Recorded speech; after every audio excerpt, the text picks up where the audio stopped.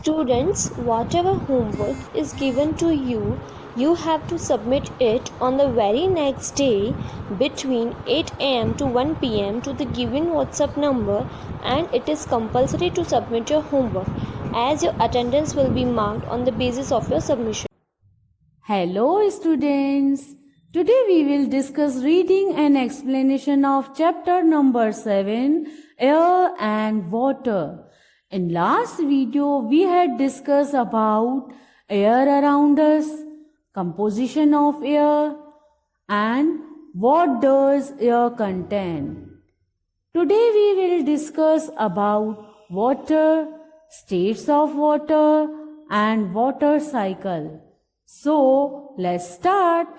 First heading is about water, means pani. All living things need water.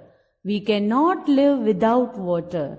Water is found in 3 states: solid, liquid and gas. बच्चों, सभी जीवित चीजों को मालूम है किसकी जरूरत पड़ती है? यस, पानी की। ये उनके लिए एक बेसिक नीड है। पानी के बिना हम जिंदा नहीं रह सकते। पानी को 3 रूपों में पाया जाता है।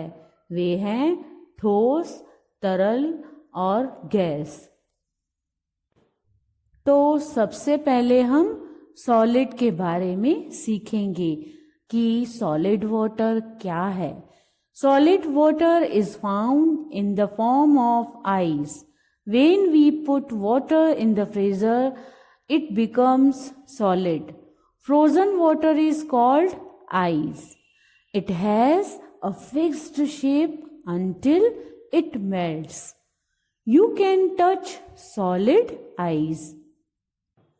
Solid water को हम बर्फ के रूप में देखते हैं। जब हम पानी को फ्रीजर में रखते हैं तो वो सॉलिड रूप में चेंज हो जाता है, मतलब वो जम जाता है। ऐसा जमा हुआ पानी जो होता है उसको बर्फ बोला जाता है। ऐसे फ्रोजन वाटर का शेप भी फिक्स हो जाता है जब तक उसको पिघलाया नहीं जाता।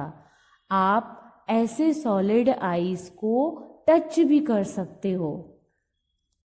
बच्चों, अब पानी का जो दूसरा रूप होता है वो होता है liquid water. Liquid water is the form of water that we use regularly. Liquid water has no shape. It takes the shape of any container in which it is filled. It can flow and can be filled in any container. Pure water has no color, smell and taste. Liquid पानी के रूप को हम पानी की तरह रोज इस्तेमाल करते हैं। लिक्विड पानी को कोई शेप नहीं होता। उसको जिस कंटेनर में हम डालेंगे तो वो उसका ही शेप ले लेता है। लिक्विड बह सकता है और उसको किसी भी कंटेनर में भर सकते हैं।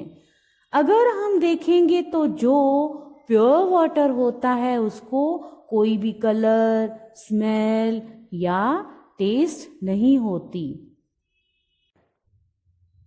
Gaseous form of water means, बच्चों, अब हम पानी के तीसरे रूप मतलब पानी के गैस वाले रूप को समझेंगे। Gaseous form of water is the water vapour. When we boil water, the water changes from liquid to gas और water vapour. Water as a gas और vapor is always present in the air around us, but we cannot see it. पानी का gas वाला रूप मतलब एक तरह का जैसे भाप होती है उसको ऐसा भी बोला जाता है। जब हम पानी को बॉईल करते हैं तो वो लिक्विड में से गैस में चेंज हो जाता है या भाप में चेंज हो जाता है। ऐसा पानी गैस या भाप जो हवा में मौजूद होता है उसको हम देख नहीं सकते, मतलब हमारे आसपास हमेशा होता ही है पर उसको हम लोग देख नहीं सकते।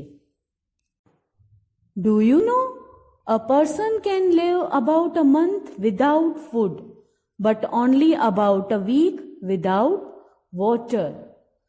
क्या बच्चों आप जानते हो कि कोई भी पर्सन बिना खाना खाए लगभग 1 महीने तक रह सकता है। मतलब वो 1 महीने तक खाना नहीं खाए तो वो रह सकता है, पर पानी के बिना वो 1 हफ्ते तक ही रह सकेगा। तो बच्चों आपको अच्छी तरह से समझ में आया होगा कि पानी हमारे लिए कितना जरूरी है। Now, next topic is about water cycle. In nature, water changes its states in the form of a cycle called water cycle. बच्चों कुदरती तरीके से हम देखेंगे तो पानी अपने रूपों को एक साइकिल के रूप में बनाता है, उसको वाटर साइकिल बोलते हैं। It is a continuous cycle where water evaporates, moves into the air and becomes part of a cloud, falls down to the earth and then evaporates again. This is a never-ending cycle. Water keeps changing from a solid to a liquid to a gas over and over again. ये एक लगातार cycle होती है जब पानी भाप में change होकर हवा में जाता है और बादलों का रूप ले लेता है और फिर पृथ्वी पे नीचे गिरता है, फिर भाप बनता है। इस तरह कभी भी इस साइकिल की एंडिंग नहीं होती। मतलब पानी चेंज होकर सॉलिड, फिर लिक्विड और फिर गैस, बार बार ऐसा ही होता रहता है।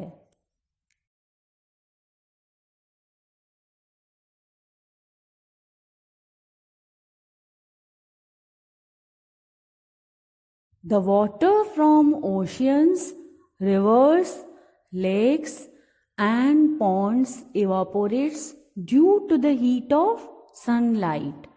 बच्चों आप लोगों ने ये भी नोटिस किया होगा कि पानी समुद्रों, नदियों, तालाबों वगैरह में जब भी होता है तब वो थोड़े टाइम के बाद सूख जाता है।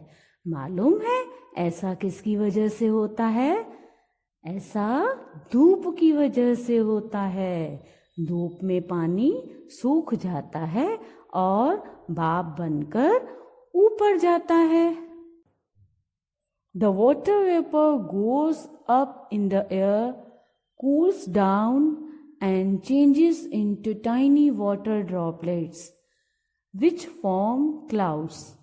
These tiny droplets in the cloud combine and form large droplets.